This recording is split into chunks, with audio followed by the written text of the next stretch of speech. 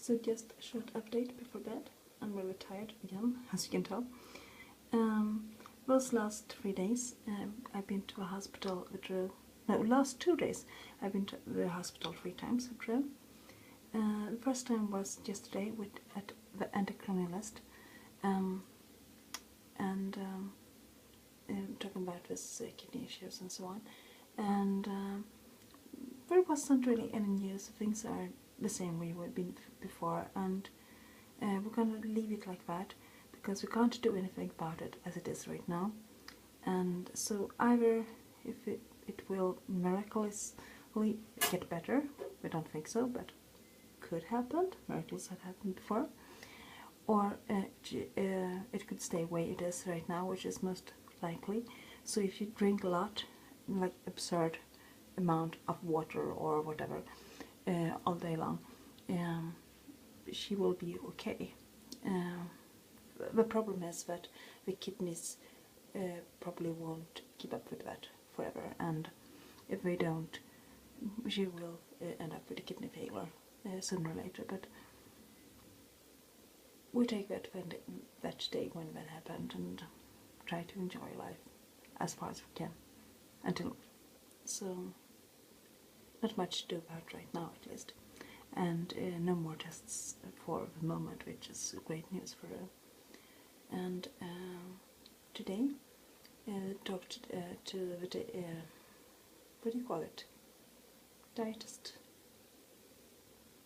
something like that, about her food and her eating habits and so on, because trying to see if with something can just, because even if we know all the issues you have, sometimes you through adjusting your diet you can change or improve the situation a little bit, because well, she doesn't react normally to most things, but she really needs this help. And we talked to Drew, and she was very pleased with the way I'm feeding Drew and what she's getting and so on. So there are nothing I can do in order to improve it. I mean, it's in one way it's good because it's a good proof that I have listened to them and understood what we're talking about and been able to provide really good food and nutrition for my daughter, and not to give her what she doesn't need and give her extra of what she needs and so on. But it also had been much easier if some of the issues could have been, they can't be fixed by it, but it could be eased by it. But sadly, that's not the case. It also means that those bleedings in her intestines are probably way worse than they thought. So this woman, the dietist, will talk with her doctors about this and see if we can come up with a solution. And the last visit was today, in the afternoon today. Ro fell again because she's a little bit clumsy with her right side. It doesn't really work the way it should. And she fell and hit her left shoulder really badly. And she was screaming hysterically, so I went to the ER with her, and she was screaming so much. The other women waiting for their turn started to cry and asked the nurse if we couldn't give her something against the pain. It was awful. We've been there, we've done all the x-rays and so on, and it seems like the shoulder was dislocated and then was relocated, and when you do that, the muscle and tissue all around the shoulder is naturally hurting a lot. So she doesn't need a cast or anything like that, but she will be in quite a lot of pain for a few days now.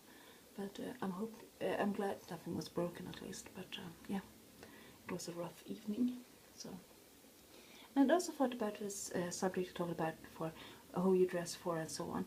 And I think even if we don't mean to, we're always affected by people around us and by both trends and so on, but also about more personal meetings. Somebody comment on something and means you know, give you a bad comment on something, and if it's a person important to you and you never wear it again, or if it's something but nice to you gives a nice comment, you will always, you know, wear that kind of clothes and so on, even if it actually didn't fit your style and so on.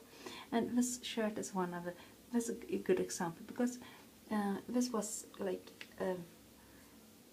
when we are completely out of clothes and need to just buy something to have for tomorrow and at work, like, you know, this really low price t-shirt, as you can see. or top, or whatever you would call it. But I was in desperate need of top, and I was like rushing into the store and was going to buy something, and I was like, and normally, or most of the times, I buy something like black or white or maybe red, because that's color I can think I'm look quite good at. But red is like pretty much everything. But at the time I bought this one, I was in love with the guy who loved purple, and purple until then never been my favorite color. It's been okay color, but definitely nothing I've been wearing. But I saw this shirt and I thought of him, and I was like, of course I'm gonna buy a purple shirt. So I did, and now I lost a lot of weight and it's all worn out, and so it looked nicer in the beginning. But I still think about that when I have wearing this shirt. It's like when I pick it, somebody like hesitate. Oh, that's a shirt, and I think that's the case with a lot of clothes and things we wear or do or buy, or way maybe we do our hair or have makeup or whatever we do. It is often connected to some kind of memory. And yeah, that's all for tonight. I'm going to sleep so long. Thank you for watching.